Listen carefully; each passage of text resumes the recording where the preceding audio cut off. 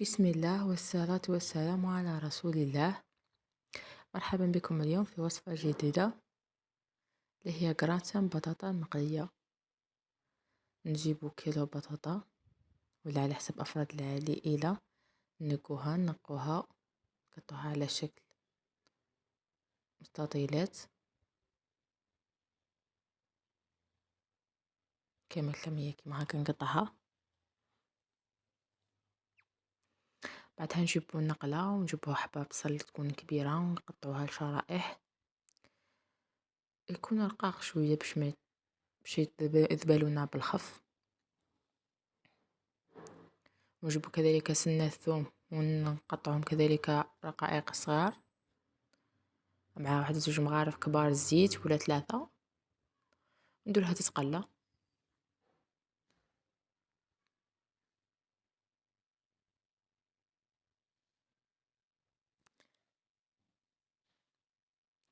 نديرو البطاطا تاعنا تتقلى وميم طول البصل تاعنا كذلك يكون يتقلى، ونحركوه غير بشويه البصل تاعنا باش ما يتحرقش ويعطينا داك اللون الكراميل. نستحقوه كيما هكا، نديرو له شويه ملح بعد ما يكون تقلى بعد 10 دقائق ولا، ونحركوه.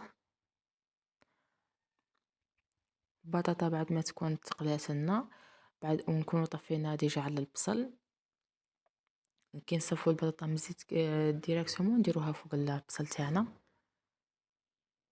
كيما هكا.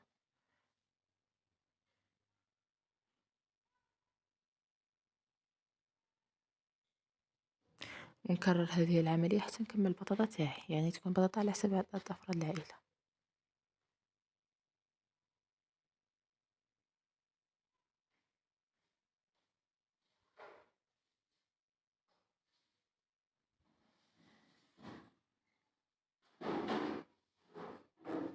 من جهة نحضر الكريم تاعي، ندير كاس حليب اللي يرفد ليه 300 غرام مع مغرفة كبيرة مايزينا حسب 50 غرام، ندير معاها مغرفة صغيرة ملح.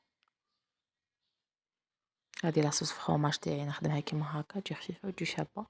وندير معاها حسب على 4 حبات هكا فرماج، انا كان عندي الفرماج تاع البيدو درت هكا 2 مغارف كبار، ونحرك بشوية. ندير معاهم مغرفة صغيرة فلفل اسود، يعني ما عندش نورمال معليش ما يديرش. نحرك كامل هذيك المايزينا تكون ديجا لصقت لنا من تحت، نحركها ونديرها على نار تكون متوسطة، نخليها مدة 5 دقائق هكا غادي تعقد لنا حاجة خفيفة ونقولها على النار.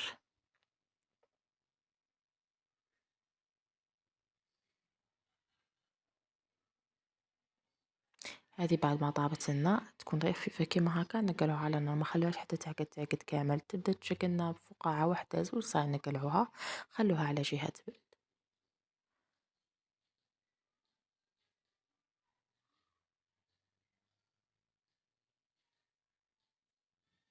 من جهة نجيبو بعد ما نكون طيق لينا داك البطاطا كامل وحطيناها على كامل داك البصل، نجيبو مغرفة صغيرة خردل نديروها فوق هذيك البطاطا، نحركو هذيك البطاطا مع الخردل زين ومع هذاك البصل كلشي يتقلى هكا ويتشرب البصل نكهة الخردل. اللي يحبوا اللي ما يحبوش ما يديروش ماشي حاجة. كذلك البصل تبغي تزيدي معاه تزيدي معاه مرقاز ولا تزيدي معاه طون ولا تزيدي معاه لحم ولا على حسب رغبة أفراد العائلة.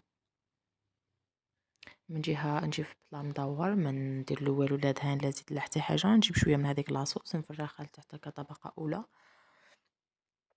نديرها كامل على السطح. وصفة بزاف شابة تاع لاصوص، ندير موراها البطاطا تاعنا اللي كنا ديجا خلطناها مع البصل، ندير طبقة أولى نستفها كامل على ذاك البلا، ندير فوقهم داك الفرماج كذلك على حساب بحبات 2 مغارف كبار، كنديرها بشوية فوق هذيك البطاطا كطبقة ثانية بين الطبقة الأولى والطبقة الثالثة. بعدها نزيد كامل هذه كمية البطاطا ونستفها هكا مليحة على المول. وصفة بزاف رائعة، يعني واللي ما يحبش البطاطا مقلية ينجم يديرها بطاطا فايرة نفس الخطوات.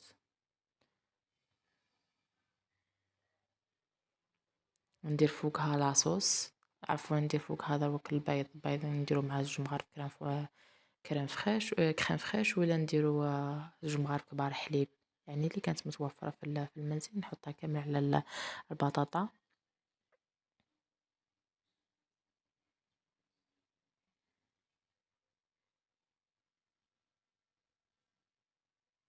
من بعدها نديرو لاصوص تاعنا نزدفوها كامل على السطح تاع الكراتان. في هاد نفس الوقت نكونو ديجا رانا نسخنو في الكوشة تاعنا، نشعلو عليها من التحت ومن الفوق حاجة تاع 5 دقائق وتكون طايبة. نفس كلشي راه طايب، خاصنا غير البيض اللي طيب لنا، وفوقها نديرو الجبن تاعنا مبشور اي نوعية، ماشي حاجة. انا كان عندي تاع الميزان درتو. بعد ما دخلناها الفرن وخرجناها، ها هي اللي كريزلطة تجي بزاف شابة وتجي مشربة وما تجيش ناشفة. نتمنى لكم تجربوها، شهيتكم في الجنة ان شاء الله. بصحتكم.